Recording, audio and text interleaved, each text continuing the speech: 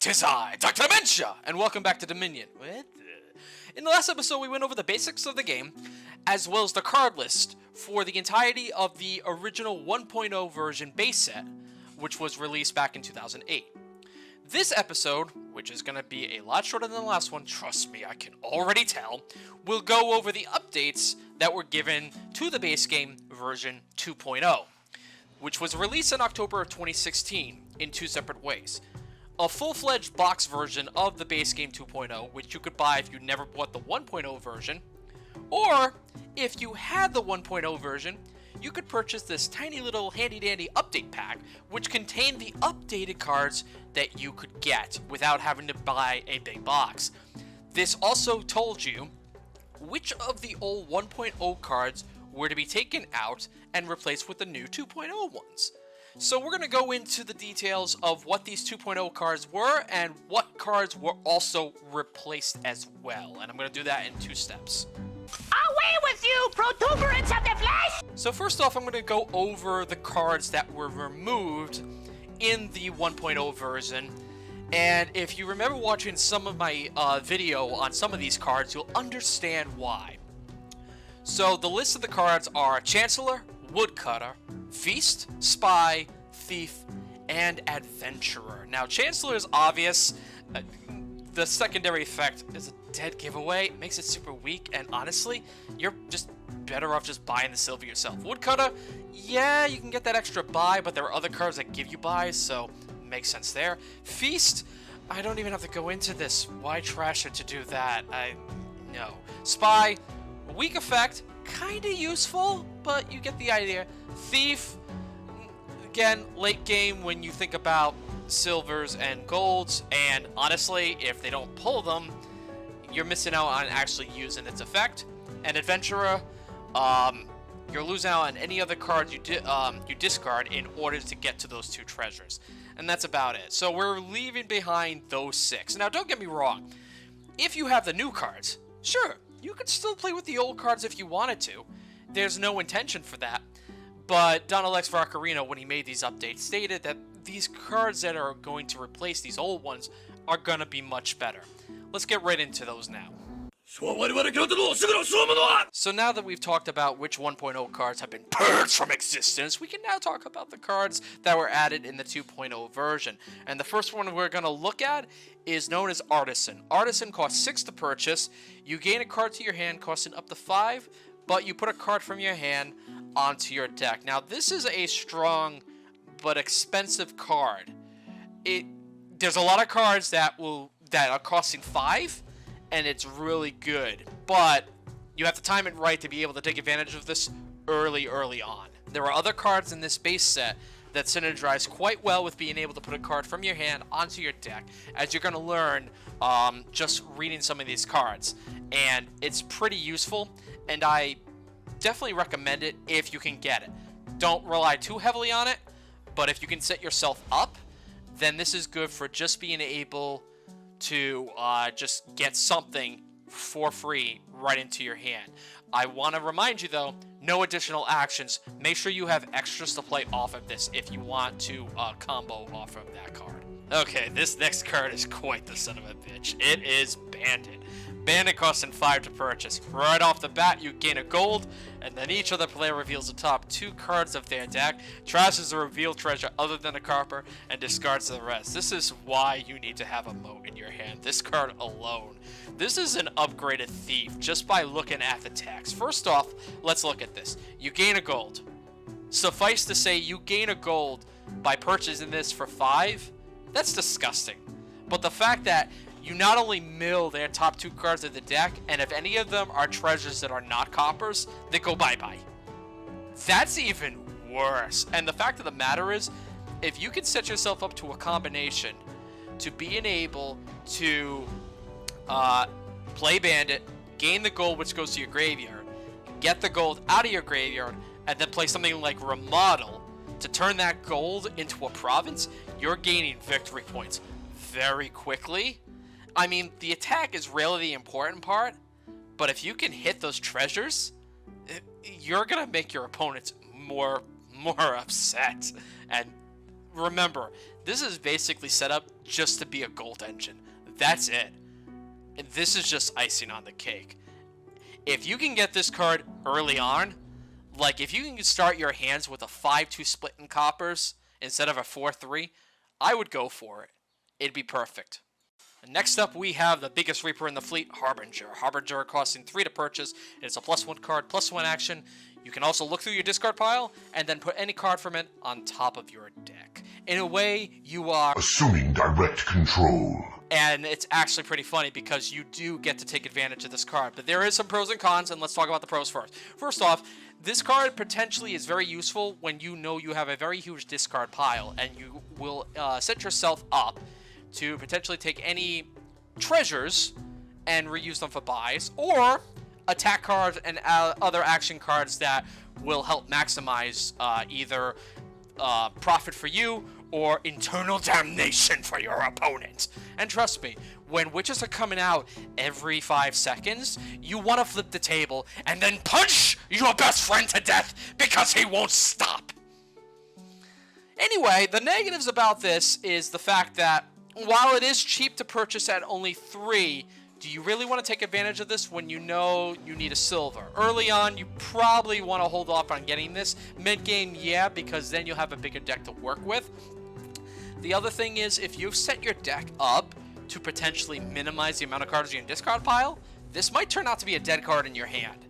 But other than that, it's got its uses, and I won't lie, it won't take a beating like some other Reapers out there. Next up, the updated 7, we have Merchant. Merchant costs in also 3. It is a +1 card, +1 action, just like Harbinger.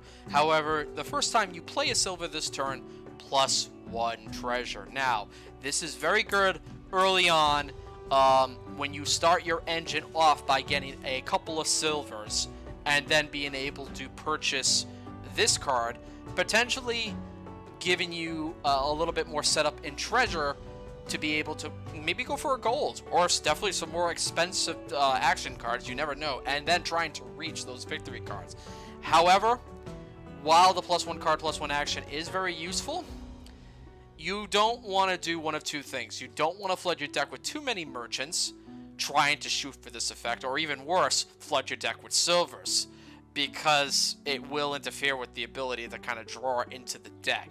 While it is a cheap card, the cheapness is why you should really be shooting for this early on.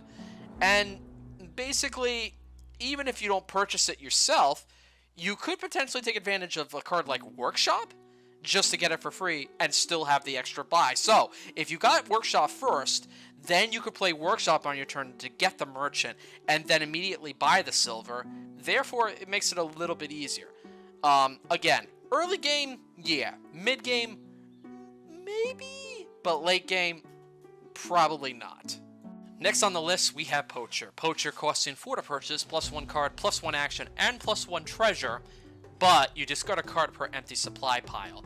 Here's the thing with this one. You're not going to see supply piles empty until mid to late game. Very mid to late game. And this is a good use of this card to basically take advantage of that extra treasure. So piling up a couple of Poachers very early on is not a bad idea.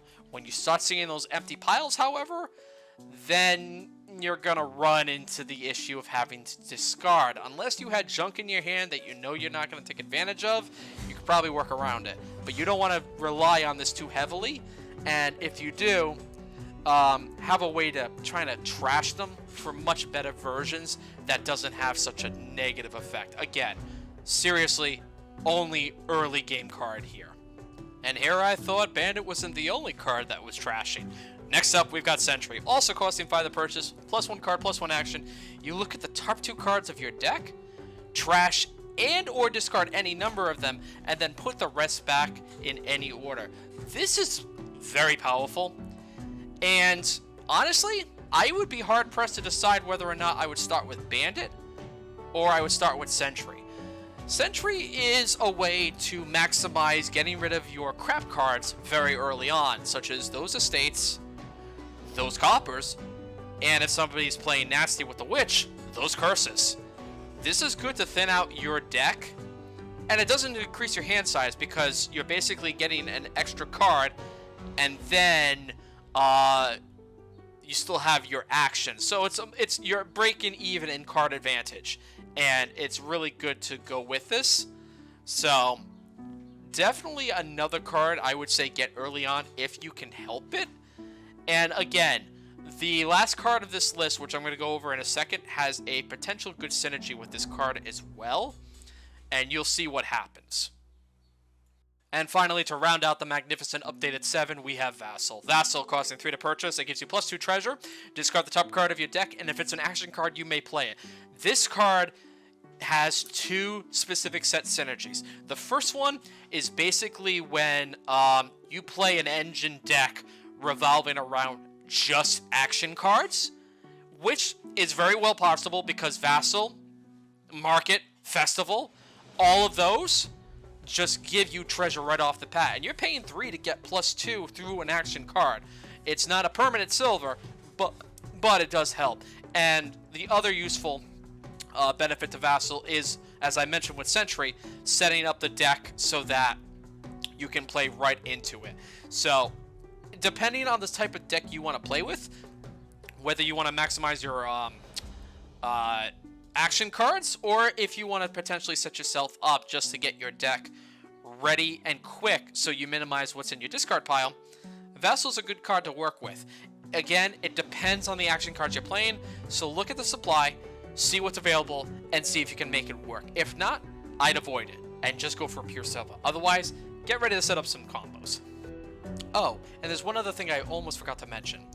If you notice in my previous video, the lovely artwork for the victory cards, the treasures, and the curses, they did not originally look like that. Back in 2008 when the game first released, those cards all had solid colors to them, just solid color backgrounds, nothing fancy, nothing special.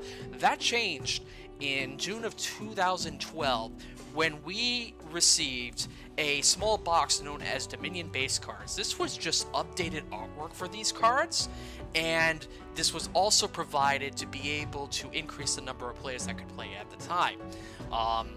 This maximized being able to play with 4 players at one time, and you could potentially do more if you had the base game available with you as well. Now, this also contained a few other cards that I have not gone into yet. 3 other cards are in this base card set, but they are just base cards, and I will explain them and show you what they look like as I go down this video list. But just for the sake of argument, on screen now you'll see the original base cards that were used and their updated ones, just so you have an idea of what they looked like.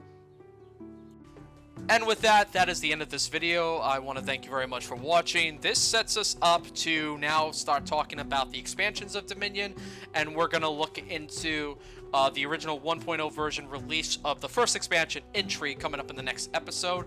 But already we've seen some nice updates to the base game itself, just through cosmetics or even just outright disgusting cards. So this should be fun.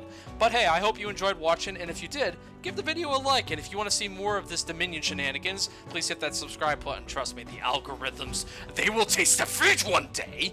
And you can also follow me on Twitter, where I will be just discussing random shit, or maybe posting stuff about my cats, who knows, it depends on the time of day. And you can also follow me on Twitch, where I'll be doing some streaming of Dominion every Friday night, possibly with some friends, you never know. And if you see me, come give me a wave. Anyway, thank you very much for watching, and I'll see you next time. Adios.